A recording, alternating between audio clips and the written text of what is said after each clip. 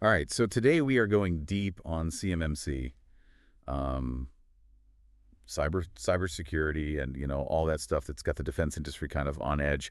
We've got a whole stack of these government documents, and we've got an expert here to try to break it down with us. That's right. We're going to try to look at the practical implications and even some of the benefits that you might not expect.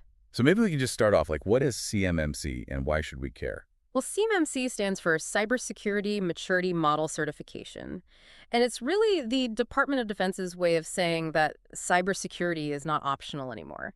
It sets a baseline for how to protect sensitive information, things like federal contract information and controlled unclassified information. So is it kind of like the DoD is saying, we've got these security clearances for personnel, but now we need these security clearances for data as well? That's a great way to think about it. And it's becoming a requirement to win contracts. The DoD is serious about this. Yeah, I'm starting to get why this is such a big deal.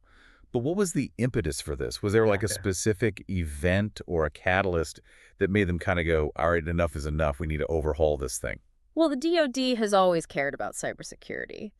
But it was kind of a Wild West situation. Every contractor was kind of doing their own thing, and there wasn't a consistent standard. Right. And that led to some vulnerabilities.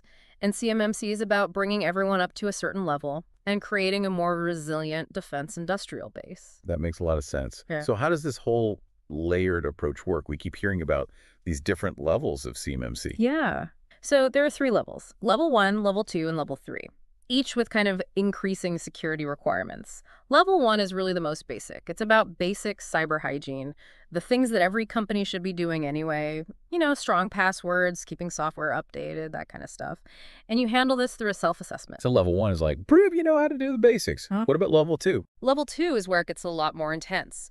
You have to align with NIST SP 800-171, which is 110 security controls, a multi-factor authentication for everyone accessing sensitive data, strict access controls, continuous monitoring for any kind of suspicious activity. So 110 controls. That's not messing around. I can only imagine some companies are scrambling, trying to get up to speed on that. And then there's level 3, the top tier. What kind of company do you have to be to hit level 3? Level 3 is all about defending against advanced persistent threats. These are sophisticated actors, often state-sponsored, with really advanced tools and a lot of resources. You're implementing some really advanced protections that come from NIST 800-172, things like proactively hunting for threats and having incident response plans ready to go. So if level 2 is securing your house, level 3 is like having a full-time security detail and a moat. So the higher you go on those levels, the more you're investing in cybersecurity. But then how do you prove? How do you prove that you're meeting these requirements? Is it all based on trust? Or is there a more, shall we say, rigorous process? Well, that's where things get really interesting. CMMC relies on assessments to make sure that you're doing what you say you're doing. For level 1, you can do a self-assessment, which basically means you check your own work. But for level 2 and 3, you need to bring in the big guns. Oh, the big guns. These are independent auditors, specifically C3PAOs. C3PAOs. Yeah, CMMC third-party assessment organizations. They make sure that you're meeting those 110 controls, or in the case of level 3, even more than that. So it's not just a matter of like checking a box and saying, oh yeah, we've got multi-factor authentication.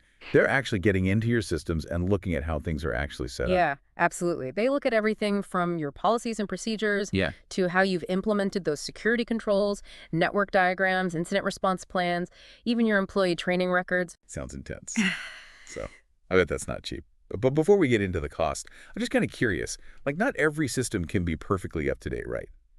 I imagine there's some old piece of manufacturing equipment that, can't easily be updated without, causing all kinds of problems.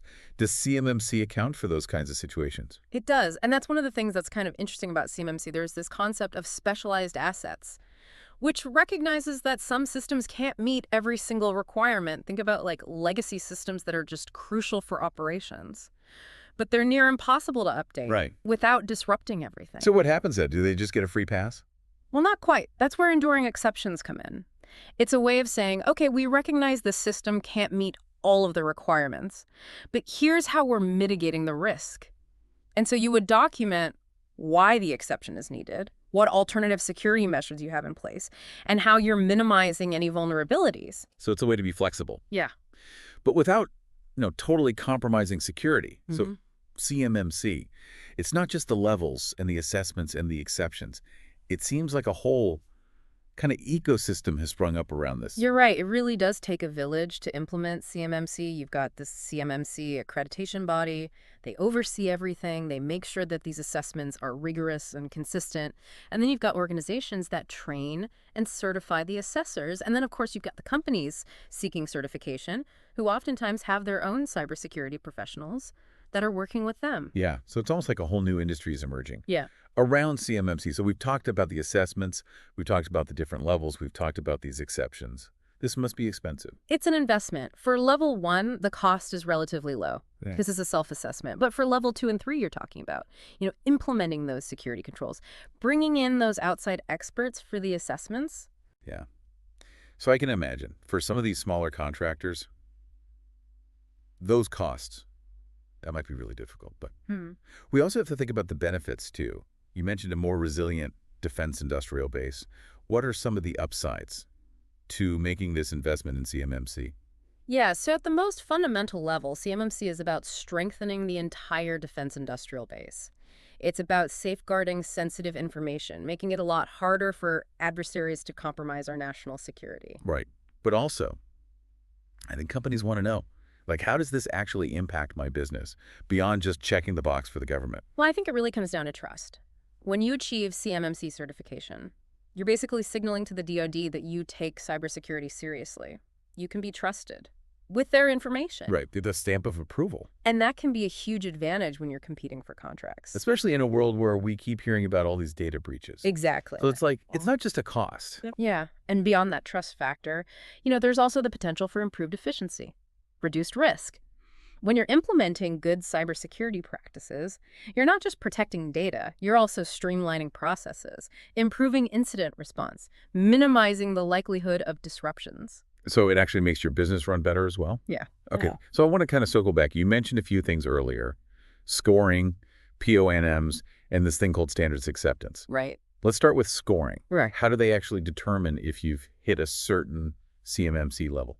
So each level has a set of requirements, and each requirement has a certain point value based on its importance. So basically, they add up those points, and that's how they determine whether you've passed. Okay, so what happens if you don't get a perfect score? Well, there is some flexibility there. If you don't meet certain requirements, you can create a POANM, which stands for a plan of action and milestones. It's basically a plan for how you're going to address those gaps, with specific timelines and responsibilities. So you're saying, we know they're not quite there yet, but here's our plan for how you're going to get there. Exactly. But I'm guessing there are some limits on how many PONMs you can have. Oh, absolutely. At level 2, you need a minimum score to even be eligible for a POANM, and you have a limited time to close those gaps. So it's not like a get-out-of-jail-free card. Right. You said standards acceptance. You mentioned that some companies might be able to completely skip the assessment. How does that work? So the CMMC program recognizes that some companies have already gone through a rigorous assessment under another DoD program. So if you've recently completed a DIBC COC high assessment and you scored perfectly, you may be eligible to skip the level 2 assessment. Oh, wow.